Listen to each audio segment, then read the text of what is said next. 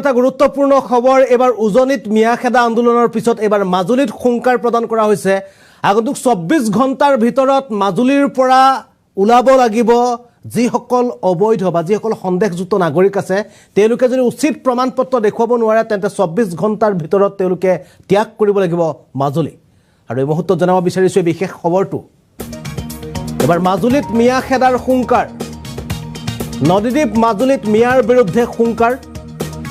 24 ঘণ্টাৰ ভিতৰত মিয়াক মাজুলী ত্যাগৰ সকিয়নি মাজুলী ত্যাগ কৰাৰ সকিয়নি প্ৰদান কৰা হৈছে মিয়া ব্যৱসায়ে উপযুক্ত নথিপত্ৰ জমা দিব লাগিব প্ৰশাসনক উপযুক্ত নথিপত্ৰ নিদিলে মাজুলী ত্যাগ কৰিব লাগিব মিয়াই নথিপত্ৰ অবিহনে সন্দেহযুক্ত মিয়াই এৰিব লাগিব মাজুলী জাতিতকৈ মাছ ডাঙৰ নহয় এবাৰ মাজুলীৰ দল সংগঠনৰ হুংকাৰ জাতিতকৈ মাছ ডাঙৰ নহয় মাজুলীৰ ৰাইজে নগাঁৱৰ মিয়া মাছ খাই জীয়াই থকা নাই মাজুলীৰ থলুৱা ব্যৱসায়ী মিয়া মাছৰ ওপৰত নিৰ্ভৰ নকৰে নগাঁৱৰ মাছহে মাজুলীত নিষিদ্ধ কৰাৰ হুংকাৰ লাচিত সেনাৰ এবাৰ লাচিত সেনাই হুংকাৰ প্ৰদান কৰিছে মাজুলীৰ ৰাইজক নগাঁৱৰ মাছ বৰ্জন কৰাৰ আহ্বান লাচিত সেনাই জনাইছে এবাৰ মাজুলীত মিয়াখেদাৰ হুংকাৰ কিয়নো ক্ৰমাগতভাৱে যদি চোৱা যায় তেন্তে উজনি অসমৰ শিৱসাগৰ যোৰহাট গোলাঘাটৰ পিছত এতিয়া মাজুলীত দেখা পোৱা গৈছে মিয়াখেদা আন্দোলন এবাৰ মাজুলীত উচিত নথিপত্ৰ প্ৰশাসনক জমা দিয়াৰ দাবী উত্থাপন কৰিছে লাচিত সেনাই লগতে নগাঁৱৰ পৰা অহা মিয়া মাছ মাজুলীয়ে নাখায় বা মাছতকৈ জাতিতকৈ মাছ ডাঙৰ নহয় বুলি এবাৰ লাচিত সেনাই হুংকাৰ প্ৰদান কৰিছে মাজুলীৰ থলুৱা ব্যৱসায়ে যেটো মাছৰ উদ্যোগ আছে মাজুলীত সেই মাছৰ উদ্যোগটো থন ধৰি উঠিবৰ কাৰণে হয়তো লাচিত সেনাই মাজুলীৰ মানুহে নগাঁৱৰ মাছৰ ওপৰত ভিত্তি কৰি নচলে বা মাজুলীৰ ৰাইজে নগাঁৱৰ মিয়া মাছ খাই জীয়াই থকা নাই বুলি তেওঁলোকে এবাৰ হুংকাৰ প্ৰদান কৰিছে আৰু আগন্তুক 24 ঘণ্টাৰ ভিতৰত নথিপত্ৰ নথকা মিয়াই মাজুলী ত্যাগ কৰাৰ হুংকাৰ প্ৰদান কৰিছে এবাৰ লাচিত সেনাই বিগত সময়ছোৱাত দেখা পোৱা গৈছে যে বিশেষকৈ উজনি অসমৰ লগতে এবাৰ মাজুলীতো মিয়াখেদাৰ হুংকাৰ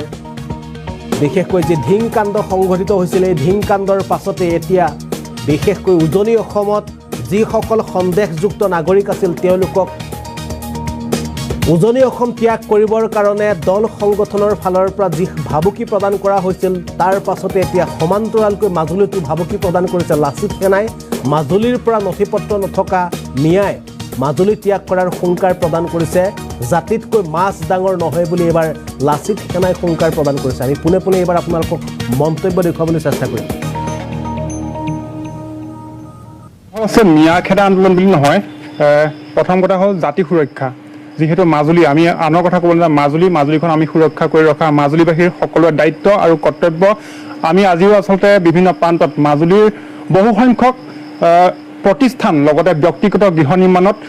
বিভিন্ন প্ৰান্তৰ পৰা অহা বনুৱাই কাম কৰি আছে আৰু সেইসকল মিয়া বনুৱাই যিসকলে কাম কৰি আছে তেওঁলোকৰ